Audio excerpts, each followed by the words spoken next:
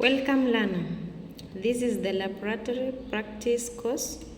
My name is Madam John. Let's have a look at the course overview. We have safety, understanding hazards, emergency protocols and the correct usage of PPEs. Number 2, equipment, identification and proper handling of common classware, precision instruments and microscopy tools. Number 3, documentation, the art of maintaining a legal scientific notebook and writing clear lab reports. Number 4, techniques, hands-on mastery of fundamental skills including titration, filtration, and accurate measurement. Let's have a look at the PPEs. Some of the PPEs include lab coat, which must be worn at all times to protect skin and clothing from spills, and the lab coat must be patterned completely. Number 2, we have safety goggles, essential for protecting eyes from chemical splashes or debris. Number 3, we have the gloves. Select the appropriate type of glove for handling chemicals, and do not touch door handles with gloves. Number 4, we have closed toe shoes.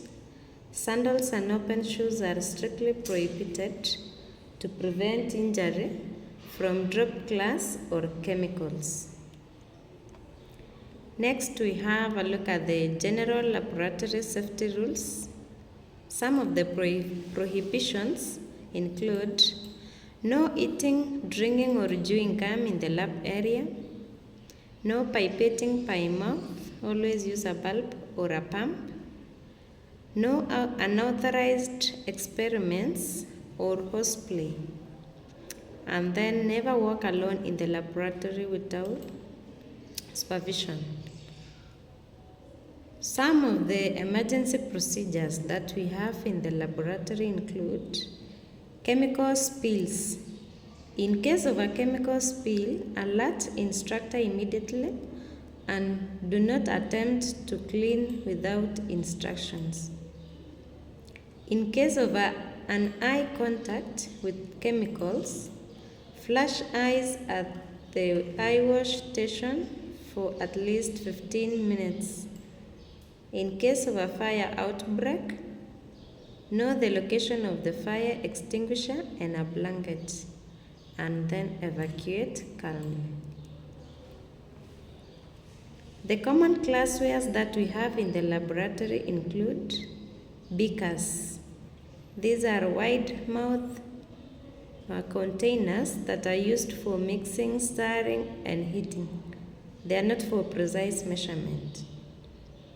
Another classware are the Allen-Meyer flask. These are conical shaped that reduces evaporation and splashing.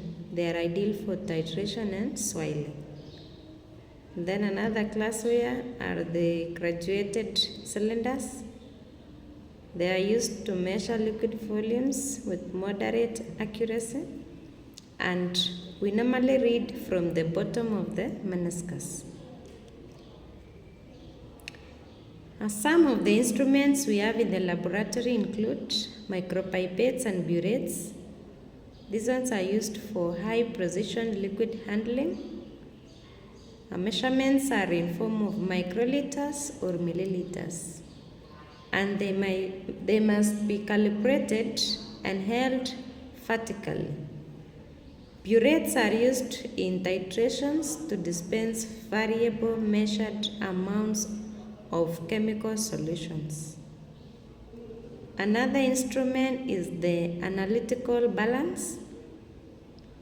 It's an highly sensitive instrument for measuring mass. It must be kept clean, leveled, and free from drafts. Do not place chemicals directly on the pan during measurement. Another instrument is the compound microscope. This is a fundamental tool for biology and material science. It uses a system of lenses to magnify small samples. The key rules that we must observe while using the microscope include: always carry with two hands, that's while holding the arm and the base. Start focusing with the lowest objective length and use lens paper only to clean the optics. The fundamental techniques in the laboratory include titration. This is a technique to determine the concentration of an unknown solution. It involves the slow addition of a titrant from a burette until the reaction endpoint is reached. That's color change. Another technique is filtration, which involves separating solids from liquids using a filter paper and a funnel. Vacuum filtration uses suction to speed up the process. Generally, we have to look at the good laboratory practice, that's the GLP. This is a quality system concerned with the organizational process and the conditions under which non-clinical health and environmental safety studies are planned, performed, monitored, recorded, achieved, and reported. So next week, during our next lesson, we'll have a practical exam that will cover safety protocols and micropipette usage. Thank you. Till we meet next time. Enjoy your learning.